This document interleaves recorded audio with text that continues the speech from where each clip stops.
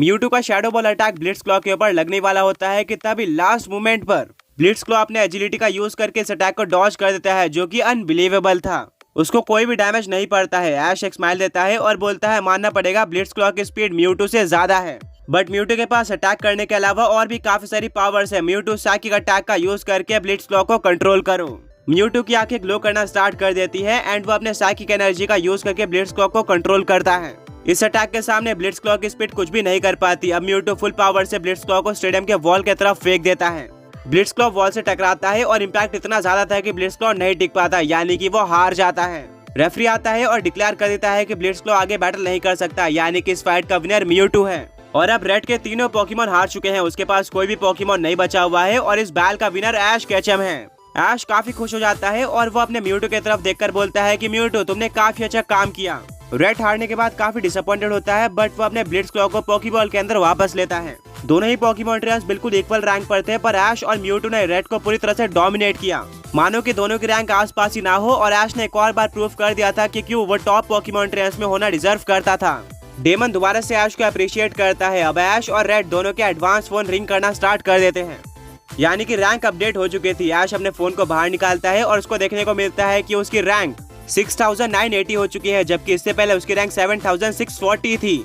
उसके रैंक में लगभग 700 का डिफरेंस आया था, जो कि उतना ज्यादा नहीं था एक क्लीन स्वीप बैटल के लिए। पर अब जैसे जैसे ऐश की रैंक आगे बढ़ते जा रही थी, रैंक अप करना उतना ही ज्यादा मुश्किल होते जा रहा था। दूसरी तरफ रेड भी अपने एडवांस फोन को बाहर निकालता है। बैटल से पहले उसकी रैंक 7580 थी, पर अब उसकी रैंक 8200 हो चुकी थी। उसने 720 रैंक खो दी थी, जो कि एक काफी बड़ा ड्रॉप था। ऐश और रेड दोनों हाथ मिलाते हैं और रेड बोलता है कि इस बैल के बाद मुझे रियलाइज हुआ कि ऐसे भी पोकेमॉन ट्रेनर्स हैं जो कि मुझे क्लीन स्वीप कर सकते हैं, वो भी बिना किसी एफर्ट के। मुझे और भी ट्रेनिंग करने की जरूरत है। ऐश बोलता है कि हाँ, हमें हमेशा ट्रेनिंग करते रहनी चाहिए। मैं तुम्हें अप्रिशिएट करना चाहूंगा, पूरी तरह से डोमिनेट होने के बाद भी तुम कभी भी नहीं डरे और अपना बेस्ट दिया। तुम्हारे पोकेमॉन्स भी काफी ब्रेव थे और शायद तुम काफी ज्यादा आगे जाने वाले हो। रेड ऐश को थैंक यू बोलता है और इसी के साथ टॉप रैंक टूर्नामेंट में ऐश की विनिंग स्ट्रीक कंटिन्यू होती है।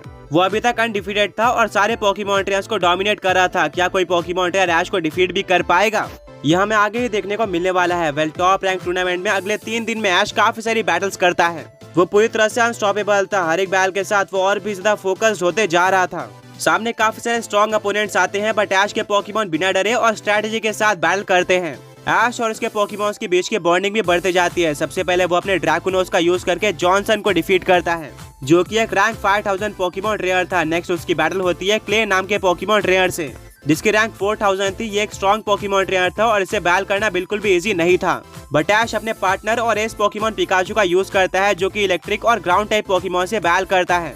पिकाचू आयरन टेल और क्विक अटैक जैसे मूव्स का यूज करके बैल को पूरी तरीके से पलट देता है और ऐश को ये बैटल जिता देता है। इसी बीच ऐश की रैंक धीरे धीरे कर इंक्रीज होते जा रही थी। फाइनली वो टॉप 5000 पोकेमॉन ट्रेनर्स की लिस्ट में पहुंच जाता है। उसको top Pokemon trainer of the day की तरह भी अनाउंस किया जाता है। इसके बाद भी ऐश ट्रेनिंग करना नहीं छोड़ता। वो अपने सारे पोकेमॉन्स को ट्रेन करते जाता है और लास्ट स्पॉट के लिए वो अपने पोकेमॉन्स को एक्सचेंज करते रहता है। कभी वो डार्कराय का यूज करता था, कभी अल्फा इलेक्ट्रिवायर का और कभी इन्फर्नेप का। ऐश लुकारियो का भी यूज करता है, जो कि बिल्कुल गला रीजन की तरह बैटल करता है और मेगा इवॉल्व होने के बाद कुछ पोकेमॉन्स को डिफीट करता है। आगे बढ़ने से पहले पिछले पोकी क्विज के विनर्स ये रहे। एंड आज का क्वेश्चन ये है कि डुरालिडॉन के अलावा वो कौन सा पोकेमॉन है जिसने पोकेमॉन एनिमे के अंदर स्टील बीम अटैक का यूज किया था। अगले दिन वापस से टॉप रैंक टूर्नामेंट स्टार्ट होता है, जहां पर आज का पहला अपोनेंट स्पेंसर था। इसकी रैंक 3000 होती है और ये एक स्ट्रॉन्ग पोकेमॉन ट्रेनर माना जाता था। इसको भी एग्जीबिशन मैच के थ्रू लाया गया था एंड ये काफी अच्छा परफॉर्म भी करता है। ऐश अपने पोकेमॉन की तरह चार्जार्ड को चूज करता है, जो कि हर बार की तरह बैल फील्ड पर आते ही रोर करता है और अपोनेंट को पूरी तरह से डोमिनेट करता है। वो साइज़मिक टॉस और फ्लेम थ्रोअर जैसे अटैक्स का यूज करके अपोनेंट पोकेमॉन्स को पूरी तरह से शेक कर देता है एंड वो ग्राउंड और स्टील टाइप जैसे हाई डिफेंस पोकेमॉन्स को भी इजीली डिफीट करता है। लास्ट में चार्जार्ड की बैटल एक ड्रैगन और रॉक टाइप के सूडो लेजेंडरी पोकेमॉन से होती है, जो कि बिल्कुल भी इजी नहीं थी। चार्जार्ड को यहाँ पर काफी डैमेज लेना पड़ता है और अपोनेंट पोकेमॉन जीतते हुए दिखाई दे रहा था, पर लास्ट में चार्जार्ड अपने अल्टीमेट मूव यानी कि साइज़मिक टॉस का यूज करता है, जिसके बाद अपोनेंट हार जाता है एंड ऐश एक और बैटल क्लीन स्वीप करके जीत जाता है। उसकी डोमिनेशन और विनिंग स्ट्रीक कंटिन्यू होती है, पर यह ऐश के लिए one of the toughest battle थी। एक के बाद एक ऐश काफी सारे पोकेमॉन ट्रेनर्स को डिफीट करते जाता है।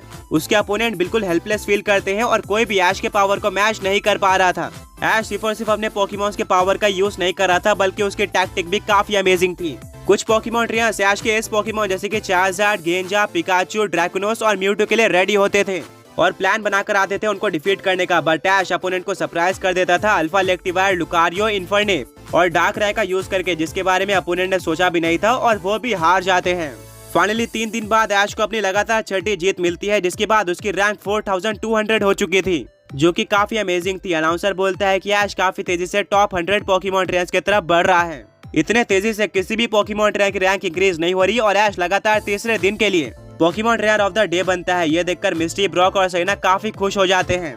पर ऐश वो अकेला पोकेमॉन ट्रेनर नहीं था जो कि अपोनेंट को डोमिनेट कर रहा था। दूसरी तरफ से काइलन और डेमन भी अपोनेंट्स को कोई भी मौका नहीं देते हैं अपने पोकेमॉन्स को टच करने का। कई पोकेमॉन ट्रेनर का तो ये भी मानना था कि अगर काइलन, डेमन और ऐश के बीच में कोई बैटल होती है तो दोनों ही पोकेमॉन ट्रेनर्स ऐश को डिस्ट्रॉय कर देंगे। वहीं पर कुछ लोगों का मानना था कि बैटल काफी क्लोज होगी और यहाँ पर ऐश के जीतने का भी चांस होगा। पर कौन जीतता है ये तो हमें तभी पता चलेगा जब असलियत में इन तीनों पोकेमॉन ट्रेनर्स के बीच में बैटल होगी।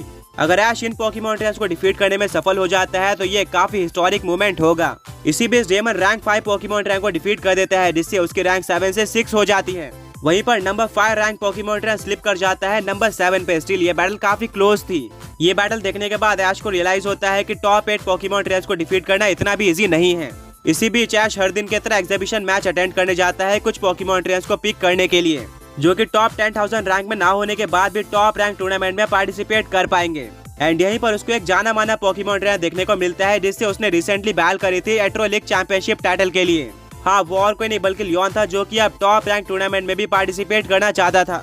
अपने रैंक को बूस्ट करने के लिए उसकी रैंक करंटली 47,000 थी एंड उसके आते ही ऐश और डेमन उसको पहचान जाते हैं। दोनों को पता था कि लियोन एक सुपर स्ट्रॉन्ग पोकेमॉन ट्रेनर है और वो टॉप रैंक टूर्नामेंट में होना डिजर्व करता है, जिसके चलते उसको सिलेक्ट कर लिया जाता है। यानी कि अब लियोन भी टॉप रैंक टूर्नामेंट में बैटल कर सकता था और अपनी रैंक बूस्ट कर सकता था। ऐश और भी काफी सारे पोकेमॉन ट्रेनर्स को सिलेक्ट करता है उनके स्किल्स को देखते हुए, जो कि शायद आगे जाकर अच्छे पोकेमॉन ट्रेनर्स में कन्वर्ट हो जाए।